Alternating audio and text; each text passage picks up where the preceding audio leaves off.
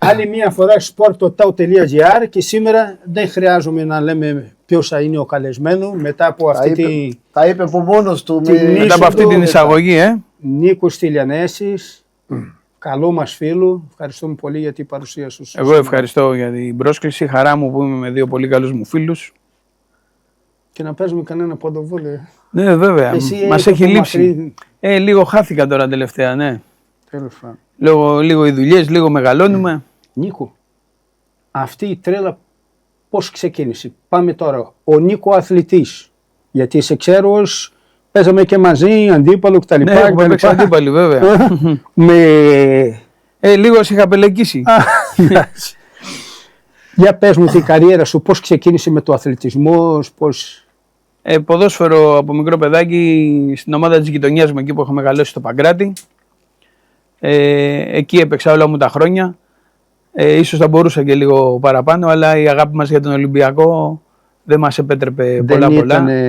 Οπότε για να είναι μαζί. Όταν είχε αγώνα το Ολυμπιακό, δεν μπορούσε να έχει αγώνα το Παγκράτη. Έπρεπε να πάει στο ένα στο άλλο. Έχουμε κάνει πολλά για να βλέπουμε και την ομάδα.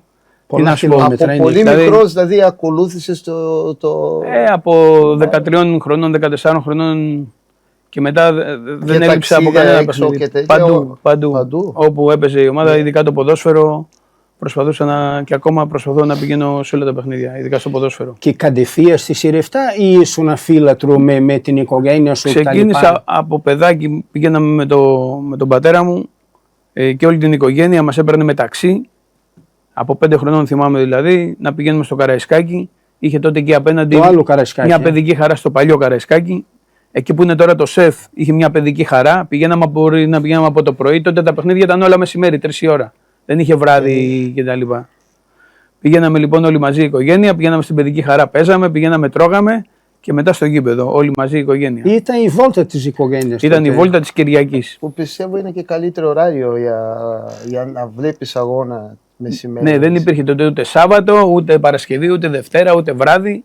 Όλα τα παιχνίδια ήταν Κυριακή, 3 η ώρα το μεσημέρι. Να μην ξεχνάμε, γιατί στην Ελλάδα μιλάμε, για την Αθήνα. Δηλαδή υπήρχε μέρες 3,5 που ήταν 42 βαθμούς, έτσι δεν είναι? Εντάξει. Καλοκαίρι είναι δύσκολο να παίζει 3,5 και εσύ να είσαι στον ήλιο 2 ώρες εκεί. Σωστό. Στο πρώτο μου αγώνα εδώ στην Ελλάδα έπαιζα 6 ώρα. Δεν ξεχνάω ποτέ αυτό, γιατί ήταν κάτι Αύγουστο, 6 ώρα το μεσημέρι, είχε 42 βαθμούς στην Πάτρα. Ναι, εδώ είναι καλοκαίρι, είναι καλοκαίρι. Κάτι τρελό. Κοίτα τώρα, αυτά που λέμε, έχουμε φτάσει στο Νοέμβρη και ο καιρός. Πάμε για Δεκέμβρη. Τέλος Νοέμβρη. Πάμε για θάλασσα. Δηλαδή, εγώ πήγαμε το Σαββατοκύριακο είναι γεμάτες. Εγώ ήμουν στη Βάρκηζα, εκεί στο Όμιλο, εκεί, δηλαδή και τα παιδιά στην άμμο. Οι άλλοι χείρου. Δεν ξέρω αν είναι η εντύπωσή μου ότι ο καιρός, αλλά παλιά δεν ήταν έτσι. Πριν 20 χρόνια που ήρθα εδώ. Όχι, έχει αλλάξει προς το. Κάνει ακόμα πιο πολύ ζέστη. Τα τελευταία χρόνια, ναι. Ισχύει. Είναι ευλογημένη.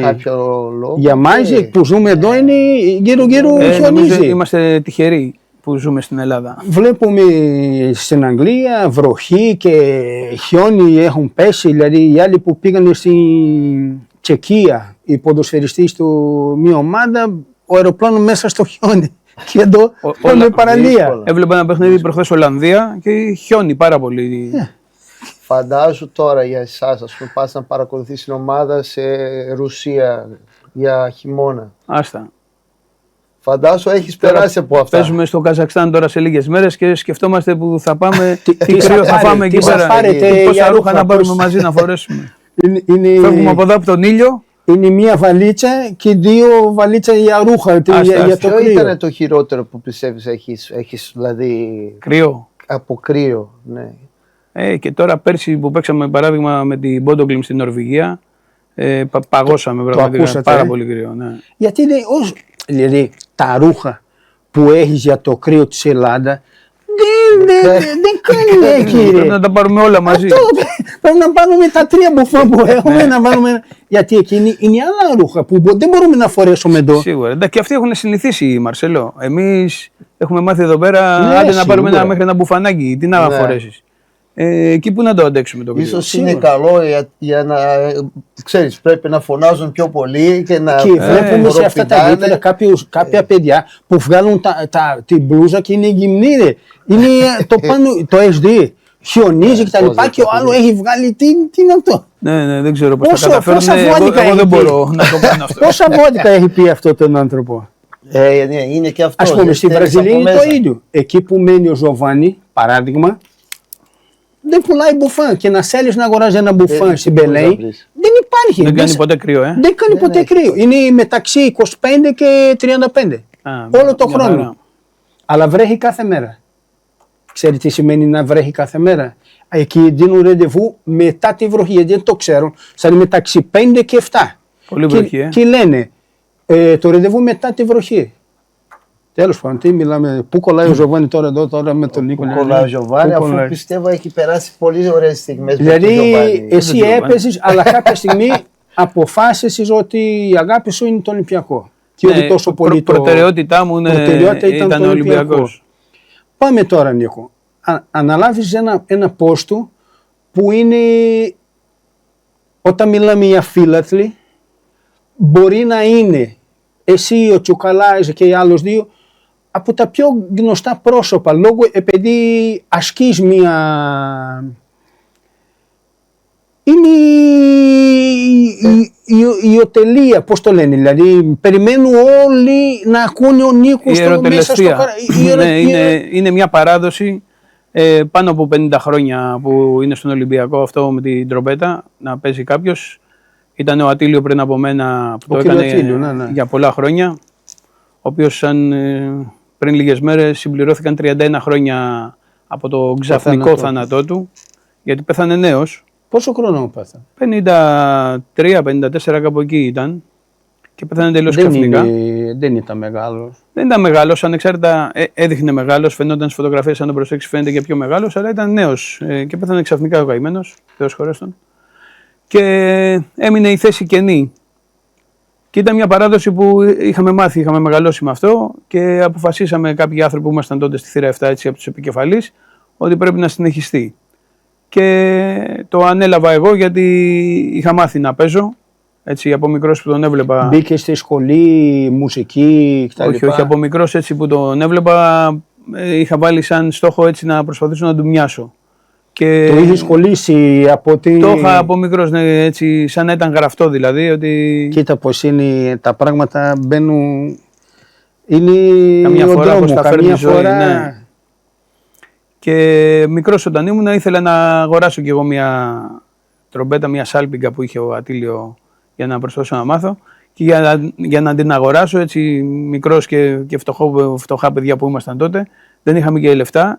Και ήταν γιορτές και έλεγα τα κάλαντα μέχρι το βράδυ, που συνηθίζεται να το λες μέχρι το μεσημέρι, ας πούμε. Εγώ τα έλεγα μέχρι το βράδυ για να μπορέσω να μαζέψω 4.000 δραχμές που έκανε τότε. Είχα βρει μία στο μοναστηράκι, σε ένα μαγαζί έτσι με μουσικά όργανα. Τα κατάφερα λοιπόν και τα μάζεψα δεκάρικο που λέει ο λόγος. Και πήγα την άλλη μέρα και την αγόρασα και προσπαθούσα, χωρίς να έχω ιδέα, χωρίς να ξέρω τίποτα, να προσπαθήσω να μάθω. Εσύ έμενες σε μια γειτονιά που η γύρω σου ήταν Ολυμπιακό ή... Εγώ στο Παγκράτη που μεγάλωσα, όταν ήμουν μικρός, ήταν μια λίγο δύσκολη περιοχή, επειδή είναι και κοντά στην Αθήνα, κοντά στο κέντρο. Πιο πολύ μπορώ να πω ότι ήταν πιο πολύ Παναθηναϊκή τότε. Μετά όμως με τον καιρό, πιστεύω ότι βοήθησα πάρα πολύ εγώ σε αυτό και καταφέραμε και την περιοχή την αλλάξαμε και αυτή τη στιγμή τώρα αφού Ολυμπιοκρατείται. Όλη η περιοχή άκουγε την τροπέτα από εδώ από εκεί, λέει όπα εδώ. Ναι, άνοιξα μετά σύνδεσμο, έκανα ένα πυρήνα καλό έτσι. Ισχύει ότι μόνο η πόλη που δεν έχει σύνδεσμο στην Ελλάδα είναι η Λάρισα? Ναι, είχαν παλιά από ό,τι ξέρω, αλλά τώρα τελευταία δεν είναι μόνο η πόλη, είναι αρκετές πόλεις γιατί τώρα έχουν λίγο δυσκολεύσει. Αλλά Ναι, αυτή τη στιγμή δεν λειτουργεί στη Λάρισα κάποιο σύνδεσμο από ό,τι ξέρω. Πιο παλιά είχαν. Αλλά κακά τα ψέμα, ο Ολυμπιακός είναι σαν τη Φλαμέγκο στη Βραζιλία. Όπου και να παίζει και να παίζει στη Ρόντου, θα νιώσεις ο γηπεδούχου. Γιατί πραγματικά, παιδιά, αυτό το πράγμα με τον κόσμο του Ολυμπιακού είναι σπάνιο να το βλέπεις στον κόσμο. Εντάξει, είναι σίγουρα είμαστε πιο πολλοί, αλλά η πίστη και η αγάπη των οπαδών προς την ομάδα, όπου και να παίζει, σε οποιοδήποτε μέρος της Ελλάδας, σε οποιοδήποτε μέρος του κόσμου, θα βρεθούν οπαδοί και πολλοί, όχι απλά οπαδοί. Ναι. Δηλαδή είναι πολύ σπάνιο. Και οι παουτζίδες είναι πολύ φανατικοί, αλλά πιστεύω εκτός, ας πούμε, δεν ξέρω αν είναι τόσο πολύ. Όλες οι ομάδες έχουν τους οπαδούς, τους πιστούς που ακολουθούν την ομάδα και καλά κάνουν, αλλά πραγματικά αυτό που γίνεται με τον Ολυμπιακό, δηλαδή τώρα τα παιχνίδια που παίξαμε στην Ευρώπη, σε όλα έχει sold out, όσα και να πάρουμε 2-3 χιλιάδες, 5 χιλιάδες, όσα και να δικαιούμαστε, εξαφανίζονται, όχι απλά τελειώνουν, εξαφανίζονται σε μία ώρα, δηλαδή έχει sold out. Η ζήτηση είναι απίστευτη και για τις εποχές δύσκολες που ζούμε πραγματικά είναι πολύ σπάνιο αυτό, πολύ συγκινητικό.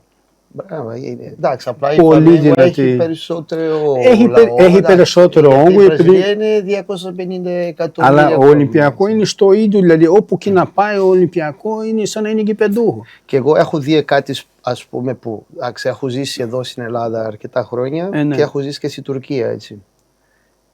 Και έχω παίξει και σε άλλες χώρες σαν αντίπαλος και τα λοιπά. Εγώ πιστεύω και σαν τους Έλληνες και οι Τούρκοι είναι δύσκολο να βλέπεις, ας πούμε, η αγάπη αυτή. Η φανατική. Να αγαπάνε πολύ την ομάδα. Και οι Σέρβοι είναι πολύ δυνατοί σαν οπαδοί. Ναι. Αλλά γενικά στον κόσμο, γιατί δεν έχει στη Βραζιλία, δεν έχει στην Αργεντινή. Έχει, αλλά είναι λίγο διαφορετικό. Υπάρχουν διαφορετικά. Ας πούμε, ο Μεξικάνος είναι πολύ τρελό με το ποδόσφαιρο. Αλλά στο γήπεδο δεν έχει από εδώ πάει η Ολυμπιακή, από εδώ πάει η Παναθηναϊκή. Κάθονται ένα δίπλα στον άλλο. Και δεν γίνεται καυγά. Ας πούμε, και ο Κλέιτον έφερε μία πίτσα για να φάει με το αδερφός του. Μπαίνουν μέσα με πίτσα. Μπαίνουν μέσα με καλαμπόκι. Είναι η γιορτή. Σίγουρα που και που. Αυτό γινόταν στην Ελλάδα πριν 30 χρόνια. Τώρα δεν μπορεί να γίνει. Κατάλαβες, δεν μπορεί να γίνει. Αλλά βλέπω ότι έχει. Και είναι λίγο πιο ομαλά τα πράγματα. Έχουν μπει σε.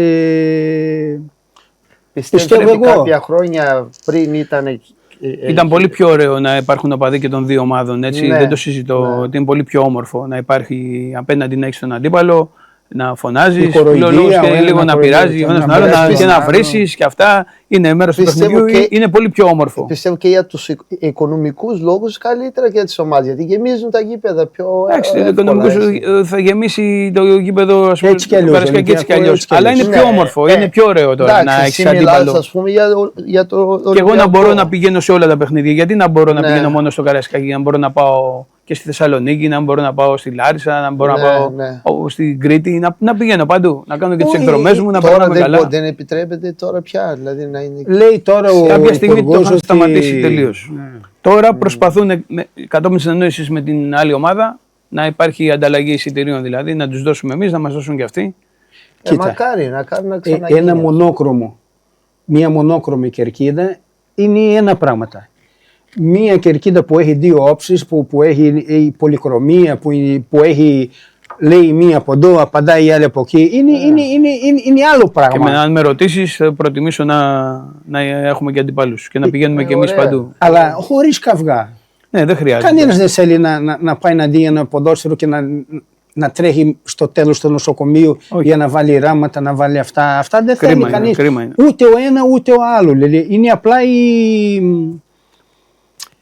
κάποια πράγματα πρέπει να βελτιωνόμαστε. Δηλαδή, ο ένας από εδώ, ο άλλος από εκεί, η οργάνωση της αστυνομίας και αυτά για να αποφεύγουν τέτοια πράγματα. Είναι και αυτό. Η οργάνωση μπορεί, δεν ξέρω. Η πρόληψη είναι η πρόληψη. Να κάνει αυτά που πρέπει να κάνει η αστυνομία, το κράτος, για να μην γίνουν επεισόδια. Αυτά. Αν θέλουν, μπορούν να το κάνουν. Έτσι. Το καλύτερο από όλα θα ήταν όλοι μας να έχουμε το ανοιχτό μυαλό. Όχι, αλλά τώρα έχουν καταλάβει το ποδόσφαιρο είναι ένα προϊόν. Είναι ένα προϊόν που έχει πολλά λεφτά. Και όταν έχει πολλά λεφτά ένα προϊόν, σάσουν αυτοί που θα προσέχουν αυτά. Δεν γίνεται. Κερδίζει ο κράτος, κερδίζει οι οπαδοί, κερδίζει αυτοί που πουλάει φανέλα, κερδίζει αυτούς που έχουν ομάδα, κερδίζει η τηλεόραση, κερδίζει αυτούς που διαφημίζουν στη τηλεόραση, κερδίζουν όλοι. Τότε δεν μπορεί να έχουν, δεν επιτρέπεται να έχει τέτοια. Κάποια στιγμή είχα ακούσει για τα παιδιά λίγο παράπονα για τις τιμές από τα εισιτήρια, ότι ήταν κάπως ακριβά ή όχι. Έχουν ακριβήνει τα τελευταία χρόνια και τα διαρκείας και τα ειστήρια. Τώρα, παράδειγμα, σε λίγες μέρες ο Ολυμπιακός παίζει κύπελο, αγώνα κυπέλου στη Σύρο με μια ομάδα Ελλάς Σύρου.